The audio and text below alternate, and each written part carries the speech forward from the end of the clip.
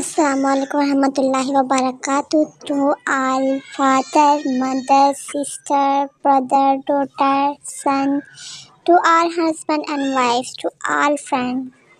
अस्सलाम वालेकुम वरहमतुल्लाहि वबरकातुहू। उम्मीद है कि आप सब ठीक होंगे और अल्लाह आपको हमेशा खुश रखे, आबाद रखे और ढेर सारी खुशियाँ दें।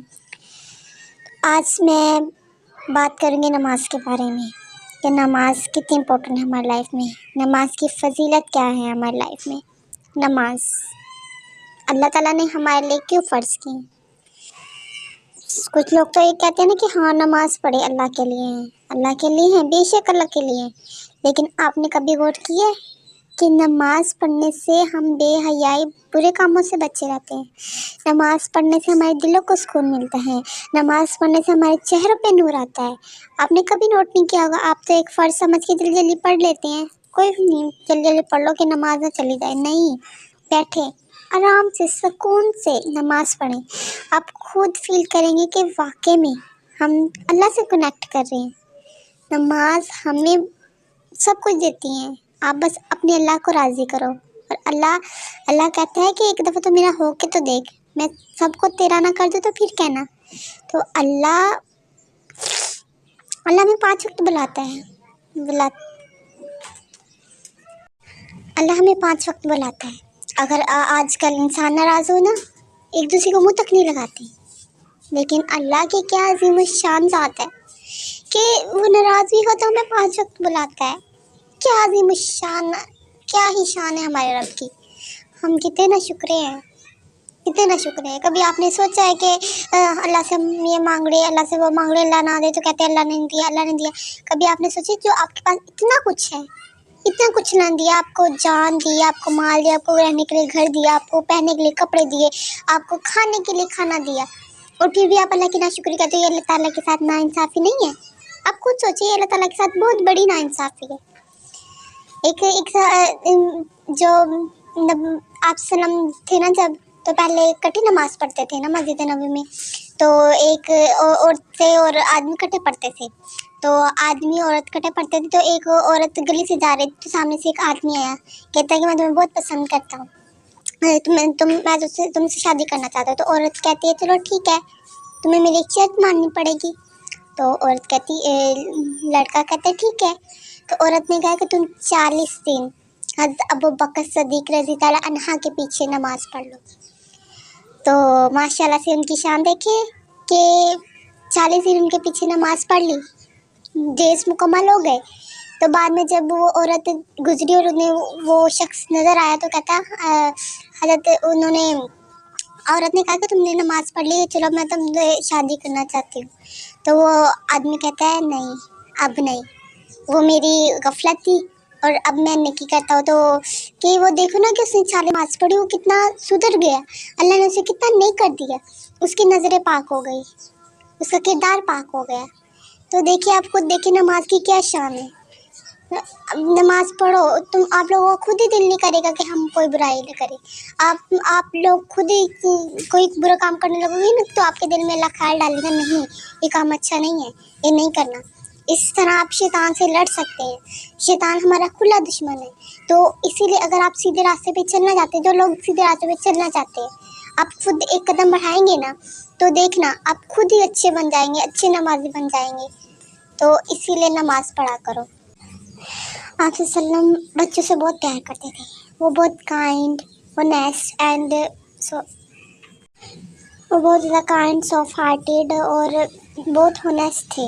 वो बच्चों से बहुत प्यार करते थे और उन्हें ज़रा भी डांटें, लेकिन जब बात नमाज की आई ना, तो आप उनके बच्चे को डांटो। अपने बच्चे जब 7 साल का बच्चा हो जाए तो नमाज की आदत डालो। नमाज हमें दुनिया और आखिरत दोनों में बहुत ज़रूरी है, बहुत इम्पोर्टेंट है। तो नमाज कायम करें प्लीज़, अपने बच्चों को करवाएं, खुद करें। जब तक आप खुद नमाज कायम नहीं करेंगे ना, तो आपके बच्चे नहीं करेंगे। अगर आप अपनी नस्ल को सुधारना चाहते हो, आप चाहते हो कि आपके बच्चे आपकी इज्जत करें, आपसे प्यार करें और अपने फ़राइज़ अंजाम दें, तो आप अपने बच्चों को नमाज की तरफ लेकर जाएं। आजकल जनरेशन बहुत ख़राब हो गई है, बच्चों को ये कहने वालिदैन भी बहुत ज़्यादा बिज़ी हो गए अपनी लाइफ में, नमाज नहीं पढ़ते। آپ خود نماز نہیں پڑھتے تو آپ کے بچے کیسے پڑھیں گے؟ آپ خود سیدھے راستے پر نہیں چلتے تو آپ کے بچے کیسے چلیں گے؟ اگر آپ اپنے بچے کو نیک بنانے چاہتے تو نماز کی طرف لائیں۔ جب آپ خود سیدھے راستے پر نہیں چلیں، آپ خود اللہ سے کنیکٹ نہیں کریں گے تو آپ اپنے بچوں کو کیسے کنیکٹ کریں گے؟ آپ کے بچوں کی پرورش آپ کے ہاتھ میں ہے تو آپ کریں کیونکہ یہ دنیا تو ایک دھوکہ ہے، آپ کو بھی معلوم ہے، آپ بس اگنور کر رہے ہیں۔ آپ سب کو معلوم ہے کہ دنیا ایک دھوکہ ہے، پھر بھی آپ دنیا میں گھسے جا رہے ہو۔ دنیا ایک بہت بڑا دھوکہ ہے۔ ایک پورا سمندر ہونا تو آپ اس میں اپنی ایک فنگر ڈپ کریں، اور فنگر پہ جتنا پانی لگا ہوگا نا وہ صرف دنیا ہے، اور جو پیچھے سارا سمندر ہے نا وہ ساری آخرت ہے، وہ آل ٹو آل آخرت ہے۔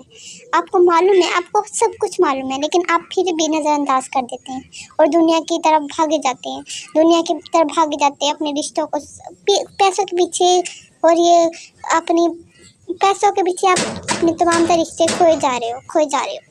سو پلیز اپنی نماز ہمارے لیے بہترین خزانہ ہے۔ میرے پاس الفاظ نہیں ہیں، الفاظ ختم ہو گئے کہ نماز ہمارے لیے کتنی ضروری ہے۔ میں آپ کو بار بار کہوں کہ نماز پڑھیں، اور نماز ہی آپ کی آخرت کو سنوارے گی، نماز ہی آپ کی دنیا کو سنوارے گی۔ نماز ہی بہترین طریقہ ہے اپنے اللہ سے کنیکٹ کرنے کا، نماز ہی بہترین طریقہ ہے اپنے تمام تر حالات، اپنے تمام تر دلی کیفیت اللہ کو بتانے کے لیے۔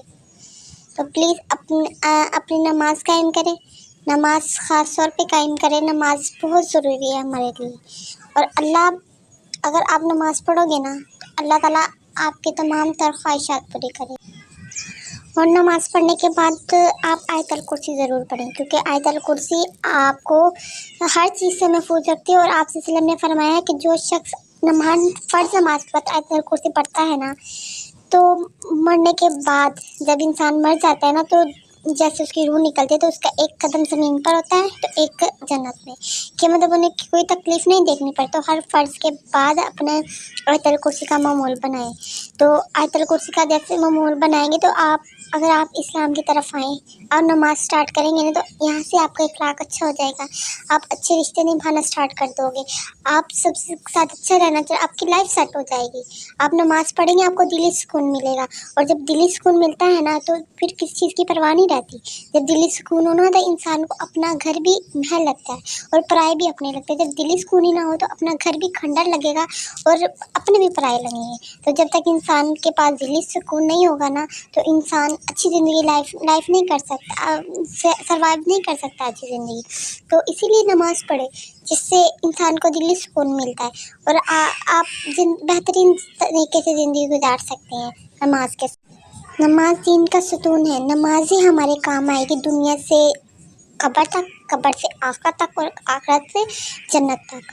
تو اگر آپ جنت حاصل کرنا چاہیے، آپ یہاں پہ چھوڑ دیں، آپ نماز کو نہ کہیں گے میں نے کام کرنا ہے، آپ کام کو کہیں گے میں نے نماز پڑھنا ہے۔ تو آپ اپنی چاہے جو بھی نماز پڑھ رہے ہو نا، وہ جو بھی کام کر رہے ہو تو آپ نماز کے لیے چھوڑ دو، کیونکہ وہ کام تو آپ کا کبھی ختم نہیں ہوگا، لیکن وہ جو نماز کا ٹائم ہے، وہ جو لمحات ہیں وہ پیچھے گزر جائیں گے اور وہ آپ کے گناہ میں ایڈ ہو جائیں گے، آپ نے نماز نہیں پڑھی۔ بے شک نماز مسلمان اور کافر میں فرق کرتا ہے، فرق کرتا ہے کہ کوئی چوری کرنے والا جہنم میں نہیں جائے گا، کوئی غیبت کرنے والا جنت میں نہیں جائے گا، کوئی برے کام کرنے والا جنت میں نہیں جائے گا، جنت میں وہی جائے گا جو نماز قائم کرے گا۔ تو اپنے رب کے لیے نماز پڑھیں، اپنے رب کے لیے نماز پڑھیں، اس کی بارگاہ میں حاضر ہونا چکے نماز پڑھنا شروع کریں۔ میں آپ کو بار بار یہی تلقین کروں، نماز پڑھنا شروع کریں۔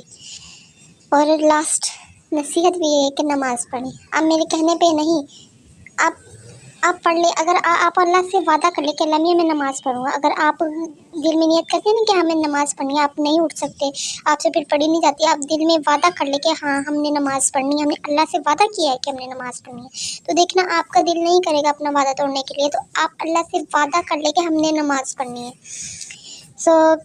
نماز قائم کریں، اپنی دنیا سنوارے، اپنی آخرت سنوارے، اور اپنے رشتوں کو سنبھالیں۔ اللہ حافظ گائز۔ اور جاتے جاتے میں ضرور کہوں گی کہ میرے دادا ابو دادی امی کے لیے فاتحہ ضرور پڑھیں، ان کی مغفرت کے لیے دعا کریں۔